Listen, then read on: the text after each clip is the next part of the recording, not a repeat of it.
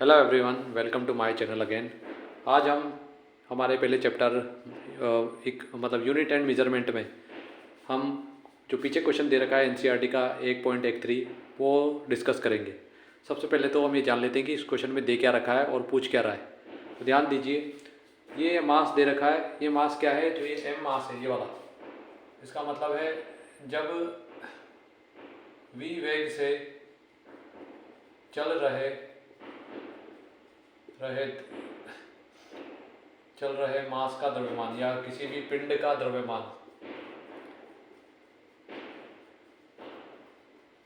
ठीक है। तो जब भी कोई भी पिंड है, जब वो v वेलोसिटी से चलेगा तो उसका मास आएगा m।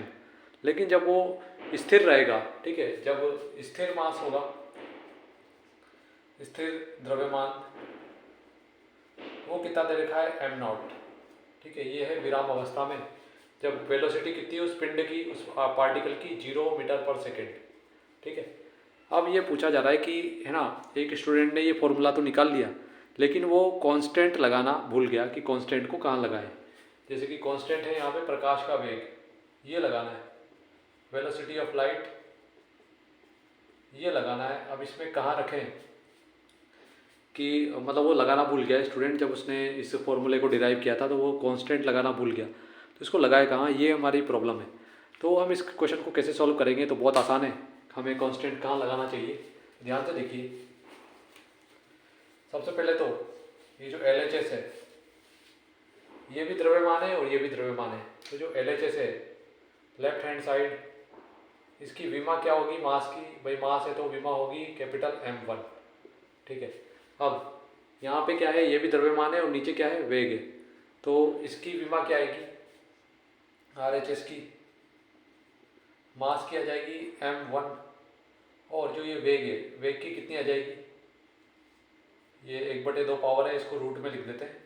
जब भी पावर 1/2 होती है तो उसको रूट में इस तरह लिख देते हैं।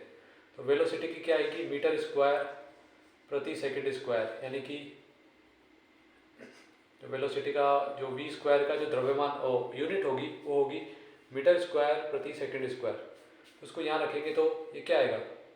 ये आएगा मीटर स्क्वायर प्रति सेकंड स्क्वायर, यूनिट आ जाएगी। तो ये M1 मीटर पर सेकंड की जो विमा होती है, डायमेंशन होती है, वो क्या होती है? मीटर के लिए होती है L1 और समय के लिए होती है T1, समय के लिए।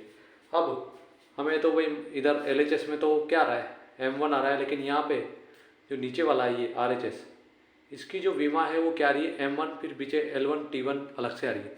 अब इस L1 T1 को हटाना पड़ेगा, क्योंकि LHS के बराबर ही विमा आनी चाहिए M1, ठीक है। इस L1 T1 को हटाना पड़ेगा।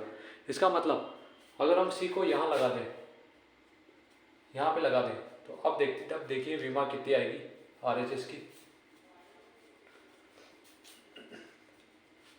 तो यहाँ देखिए, सबसे पहले यूनिट निकाल लेते हैं। ये क्या होगा? ये विराम द्रव्यमान, ये होगा kg, मास एट रेस्ट। अब एक की कोई डायमेंशन नहीं होती और इस माइनस को भी आप इग्नोर कर दीजिए। अब ये v स्क्वायर और c स्क्वायर दोनों ही क्या है? c भी वेग है और v भी क्या है? v भी वेग है, ठीक है। तो दोनों ही वेलोसिटी है, तो दोनों एक दूसरे को कैंसिल कर देंगे। मतलब इसकी यूनिट क्या है? मीटर स्क्वायर पर सेकंड स्क्वायर, और c की भी यूनिट क्या है? मीटर स्क्वायर पर सेकंड स्क्वायर। ये दोनों एक दूसरे को कैंसिल कर देंगे, यानी कि c को अगर हम यहाँ लगा दें नीचे, तो हमें वापस किलोग्राम, यानी कि जो RHS की विमा है वो हमें मिल जाएगी M1। तो हमें c कहाँ लगाना चाहिए? यहाँ लगाना चाहिए, ताकि सब कुछ कैंसिल हो जाए और LHS और RHS की विमा बराबर आ जाए। देखिए बराबर आ रही है LHS और RHS की विमा। तो ये हो गया क्वेश्चन नंबर 1.13। आई होप आपको ये समझ में आ गया होगा। इस वीडियो को आप आगे पीछे करके ज़रूर देखें और मुझे बताएं अगर कोई डाउट है तो कमेंट करके।